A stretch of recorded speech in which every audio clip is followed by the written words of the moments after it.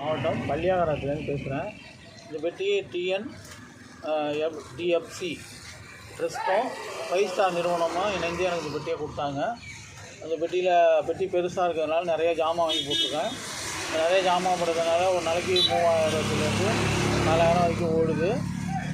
இதனால் எனக்கு ஒரு செலவு போக 200-300 லாபம் கிடைக்குது.